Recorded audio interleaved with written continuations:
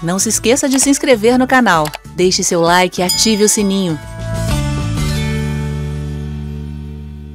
A marca da besta, ela aparece no livro de Apocalipse em alguns lugares, mais de 2 ou 3 vezes ela é citada, mas é exatamente o que a tradução diz, uma marca. A palavra é charagma. Era uma palavra usada, inclusive, para falar sobre os animais que eram marcados com ferro quente, para que aquilo ficasse exposto e visível, né? É uma marca que fica aparente. Eu sei que existem muitas especulações, mas as especulações, na maioria das vezes, se baseiam no pressuposto de que o anticristo dominará o mundo inteiro, né? Existe esse sentimento, esse pensamento, então as pessoas procuram alguma coisa que possa proporcionar esse controle mundial, esse controle total. Então, as pessoas vão mais para a tecnologia do que para qualquer outra coisa.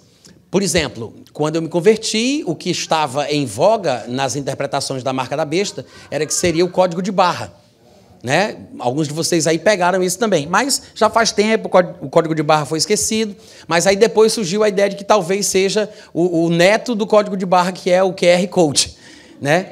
Aí o pessoal, mas para lá, não, talvez não. Aí, cada vez que surge alguma novidade, o pessoal fala. Uma que ficou muito em alta durante muito tempo, que inclusive ainda é defendida até hoje, é que pode ser uma espécie de grãozinho bem pequenininho que vai ser colocado debaixo da pele, né? Ele vai ficar numa região subcutânea ali. Só que as especulações, elas não se baseiam necessariamente na Bíblia. É mais baseado em pressupostos de que o anticristo dominará o mundo todo e eles procuram alguma coisa que proporcione esse domínio e esse controle. Só que o texto, que é a parte inspirada e que é importante, fala que a marca vai ser colocada sobre.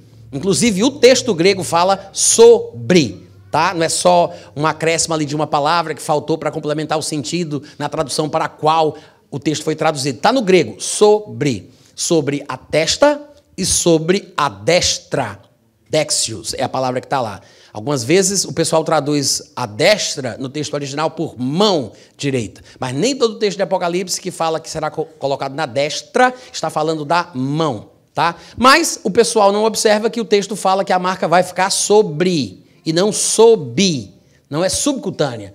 Não é uma coisa que vai na veia, não é uma tatuagem quântica debaixo da derme, não é a vacina contra a Covid, né, que vai ser ativada quando o 5G tocar no sistema nervoso do homem que foi vacinado, ele vai virar... Vocês pensam que... Alguém ouviu isso aqui já?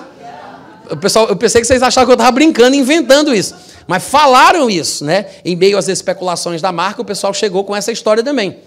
E se você tiver acreditado nisso, tá, gente? Disfarça, fica olhando para frente sorrindo, ninguém vai desconfiar que você já pensou assim, né? Agora, o que é que a Bíblia fala? No capítulo 13 de Apocalipse, diz que quem receber a marca, quem não receber a marca, será morto pelo anticristo. No capítulo seguinte, o capítulo 14, diz que quem recebeu a marca, Deus vai matar lançando no lago de fogo com enxofre. Então, não tem meio termo. Recebeu a marca, não tem salvação. Por quê? Porque a marca não é uma coisa que eu recebo sem querer. Diferentemente do que as pessoas pensam, não é uma tecnologia nova para eu comprar um pacote de arroz na bodega da esquina. Não é um cartão de crédito, uma coisa assim. É uma tecnologia que fará o anticristo dominar o mundo todo, que se eu usar, estou condenado. Não. Deus não pune sem motivo. Lá em Romanos 13 fala que as autoridades trazem a espada, mas não é sem motivo que eles trazem a espada, porque são vingadores, ministros de Deus, preparados para punir aqueles que são rebeldes e desobedientes. Ou seja, se as autoridades que trazem a espada representam Deus por serem ministros de Deus, vingadores para punir o mal, ora, significa então que se os representantes de Deus não punem sem motivo, Deus não pune sem motivo. Deus é justo. Deus não jogaria uma pessoa no inferno porque usou um cartão de crédito novo para comprar 1 quilo de arroz. Não, ele não faria isso.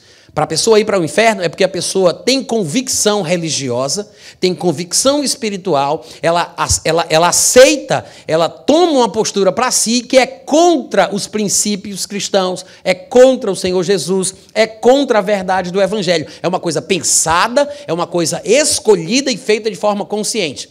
Então, quem usa a marca é uma pessoa que usa porque quer. É uma pessoa que concorda, que quis, que coloca aquela marca para representar que ela é partidária dos pensamentos, dos sentimentos e das opiniões religiosas do anticristo. É por isso que Deus vai lançar direto no inferno, porque a pessoa usa a marca para expressar a sua convicção religiosa. É por isso que ela vai ser condenada e não tem jeito para ela, tá? Não é uma simples tecnologia. Agora, o que será, então, a marca da besta? Eu não sei, mas eu vou dar aqui uma sugestão, tá? É apenas mais uma interpretação.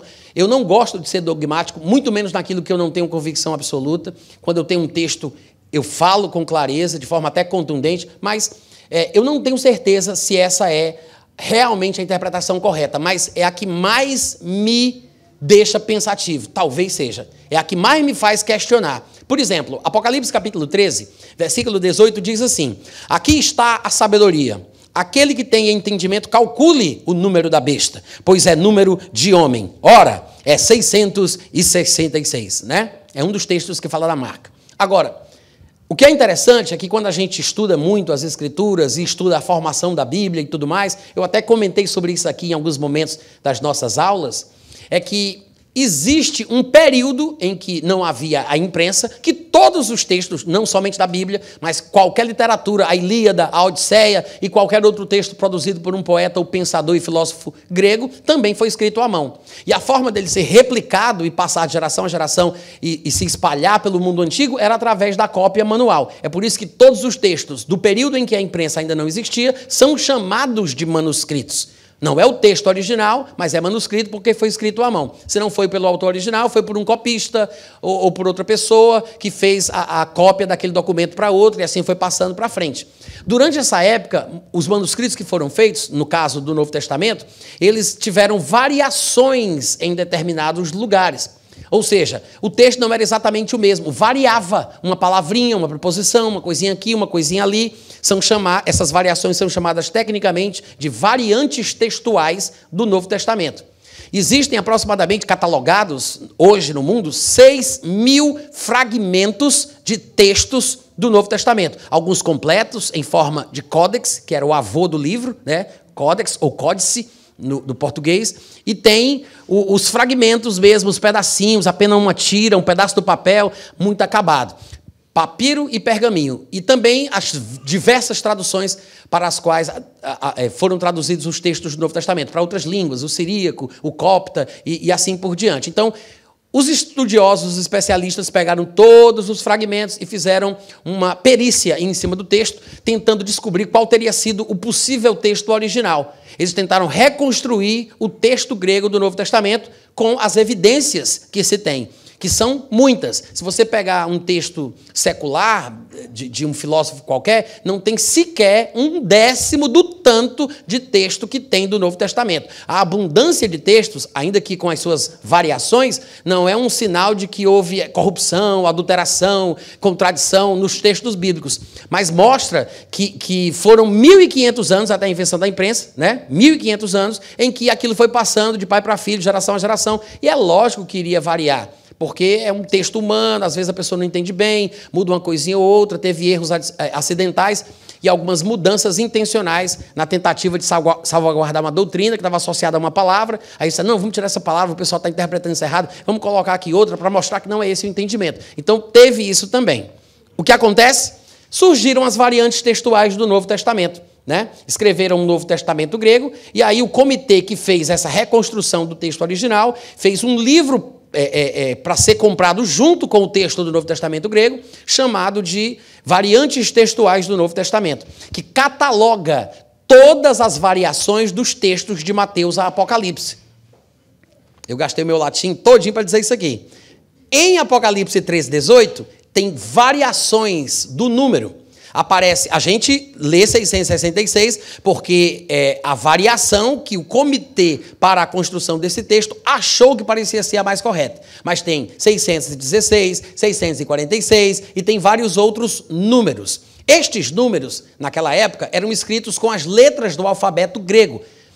A língua hebraica, a língua grega, eles fazem assim, eles não têm necessariamente os números como nós temos. Eles usam as próprias letras, quando querem usar como números, e representam os números. Como nos algarismos romanos que nós temos, né? O V é 5, o C é 100, o L é 50, o D é 500. É a mesma coisa, como se fossem os algarismos romanos. São letras, mas representam números. Então, tinham 3 letras gregas ali. Pelo menos é o que se pensava. Só que, curiosamente, surgiram variações. Como apenas 3 letrinhas, que representariam 3 números, daria tantas variações, tantos números diferentes? Provavelmente porque talvez não fossem as 3 letras que eles estavam pensando. Porque João viu aquilo e escreveu como viu. Provavelmente o que João viu e escreveu pareciam letras gregas, que é por isso que o pessoal reproduziu como letras gregas. Mas não era tão claro que é por isso que variou tanto e teve muita diferença. Parecia um número, parecia outro, para um copista era uma coisa, para um copista era outra. Então, é uma coisa muito simples para variar tanto. O que pode ter acontecido? João viu uma frase, e aqui é onde entra a especulação, tá? Que eu não quero impor e dizer que é isso, né? Não quero ser dogmático, mas supõe-se que João viu uma frase em outra língua, como em alguns outros eventos proféticos, no Antigo Testamento, que aparece uma mão escrevendo no idioma do império que vai derrubar aquele, né, na parede do rei e tal. Então, parece que João viu uma frase em outra língua. E um determinado homem chamado Walid Shoubet, que é um ex-terrorista do Hezbollah, se converteu e um dia, lendo o texto grego de Apocalipse 13, 18, ele leu e conseguiu entender o que estava escrito no número 666. Seria uma frase em árabe, depois vocês podem procurar no Google, porque o desenho desta frase em árabe é igual ao desenho das possíveis 3 letras do número 666 em grego. Entenderam o que eu falei? O desenho das 3 letras do grego é igual ao desenho das letras da frase em árabe. Ou seja, é uma coincidência, tá? Mas esse ex-terrorista chamado Walid Shoubet, que eu estou dizendo aqui para depois vocês pesquisarem, tá? Na internet, leu o texto grego de Apocalipse 13, 18 e viu que estava lá, Bismillah, que significa em nome de Alá. Se isso for verdade, observe bem o que eu estou falando, tá, gente? Se isso for verdade, nós poderíamos traduzir o texto de uma forma diferente, porque 2 palavras do versículo 18 de Apocalipse 13, elas foram traduzidas do jeito que estão, pelo pressuposto de que seria um número, que é a palavra calcule, né, e número. Porque estas palavras, por exemplo, a palavra calcule aqui, ela é usada, na época bíblica, ela era usada para se definir o veredito de uma pessoa que estava em julgamento. O júri recebia 2 pedrinhas, uma preta e uma branca. E aí passava-se todo o julgamento no tribunal e as pessoas do júri, depois de ouvir tudo, iriam decidir, definir, cada um dando a sua própria opinião, se ele era culpado ou inocente. Se ele fosse inocente, colocava a pedrinha branca de volta. Se eles achassem que ele fosse culpado, dava a pedrinha preta de volta. Então, quem recebesse as pedras contaria a quantidade. Se tivesse mais pedras brancas, seria inocente, mais pedras pretas, ele seria culpado. Então, esse calcule que está aqui, na verdade, significa identifique, defina, estabeleça, julgue, né? E a palavra número, que é a palavra aritmos, de onde vem aritmética, se depois você olhar no dicionário Strong ou em qualquer outro, você vai ver que a palavra sim pode ser traduzida como número, mas pode significar multidão. Olha que loucura, né? Coisas tão diferentes, mas é o campo semântico da palavra. Então, se não for um número, se for mesmo uma frase em árabe que João simplesmente reproduziu do jeito que viu, e o pessoal não sabia dizer se era um número ou era outro, e por isso saíram umas variações, então se a gente retraduzir o versículo, ele ficaria mais ou menos assim. Aqui está a sabedoria. Aquele que tem entendimento, identifique a multidão da besta, pois é a multidão de um nome. E essa multidão vem em nome de Alá. Bismillah, né? 666. Ah, Natan, isso é muito fantasioso. Eu não sei. Eu nunca vi nenhuma explicação que me convencesse. Quando eu era novo convertido, eu li um livro de um homem chamado Vim Malgo, e o nome do livro era 666 Controle Total. Eu sou programador de computadores. trabalhei como programador de computadores durante um tempo da minha vida, então eu sou da área de TI. Quando eu comecei a ler esse livro, ainda novo convertido, eu tive certeza que seria por meio da informática e da tecnologia que o anticristo dominaria o mundo, e foi assim que eu pensei naquele período. Mas à medida que a gente vai crescendo, estudando a Bíblia, a gente vai vendo outras possibilidades, outras interpretações, e hoje, para mim, é a que mais faz sentido. Até porque eu tenho convicção, eu tenho até um livro escrito sobre isso, né? A Bíblia, o Islamismo e o Anticristo, onde eu exponho o porquê eu acredito que o anticristo será descendente de Ismael e praticante da religião islâmica. Então, talvez seja isso. E aí sim, a gente entende o porquê que uma pessoa que se posiciona por essa filosofia merece ser jogada no inferno. Uma pessoa que amarra os pais numa cadeira, de frente para um forno micro-ondas, coloca um bebê de menos de 1 ano de idade dentro do forno para os pais verem a criança morrer com a cabeça sendo explodida, merece ir para o inferno. Porque ele acha que isso ele está fazendo em nome de Deus. É uma coisa diabólica. Agora você vai atrás dos exércitos islâmicos, os mujahidins, os jihadistas. Observa as indumentárias que eles vestem. Sempre que eles estão em guerra, tem uma bandana no braço ou na testa com a frase: em nome de Alá mataremos vocês. Faremos guerras com vocês. Em Bismillah. A mesma frase. Pode ser muita coincidência, mas não sei, eu hoje em dia fico bem balançado com essa interpretação, tá?